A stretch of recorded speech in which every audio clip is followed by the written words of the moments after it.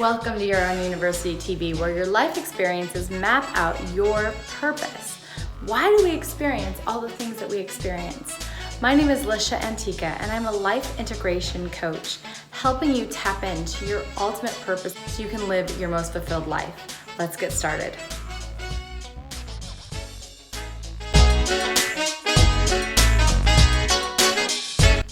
On today's episode, we're going to talk about something that is actually quite hard for me. And as I was in the midst of doing it yesterday, my boyfriend was like, you should really talk about this because it's truly a challenge for me. And that is honoring myself with rest. I'm going to explain rest. I'm going to explain how it helps me be more productive today and how it's helped my clients. Now, something I totally prescribe to my clients, but not something that I do easily as a motivated, driven person in the world. So maybe you can relate.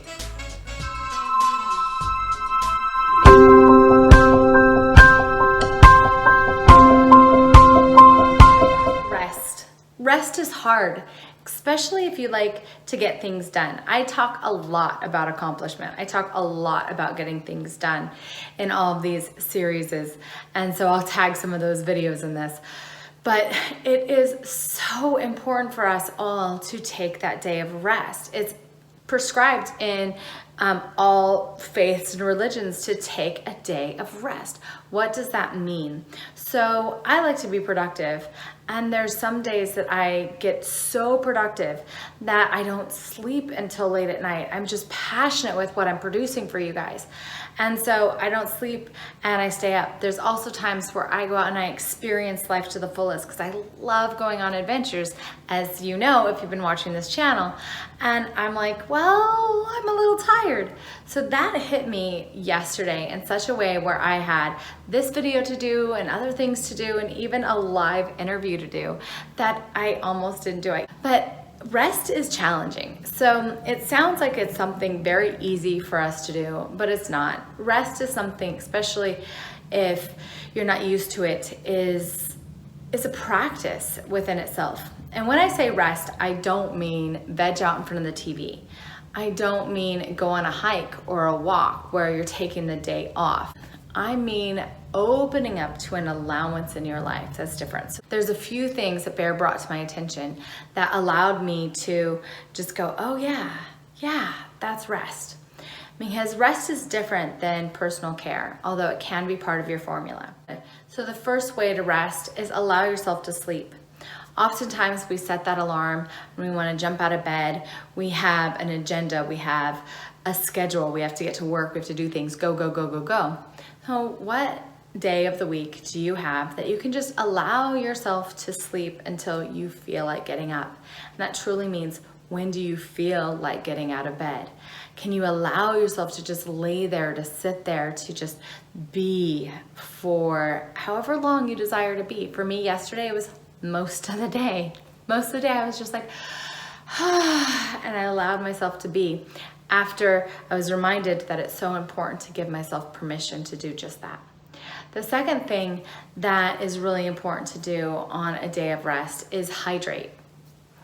And this means drinking lots of water, because when you feel like you need to rest, or when you're taking this day of rest, what's really important is you allow your digestive system to digest all the things that happened in your week.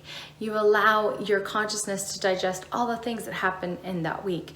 You allow your physical body to rest and digest all the things that happened that week. So taking an extra water, really fresh green foods, and allowing yourself to just have a break on the inside is really important too. And it's going to, you're not going to get sick as often. It's going to increase your immune system.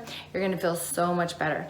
And if you've been around here a while, you know that my one rule is, if God didn't make it, don't eat it. So this is a day that you can truly focus on. If God didn't make it, don't eat it. Eat everything that is fresh and raw and wonderful, allowing your body to recreate those enzymes so you can digest not only all the food that you're going to eat next week, but also the emotions and the thoughts and the stress that come to us just simply for being alive.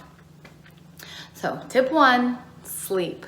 Sleep. Let your body recover.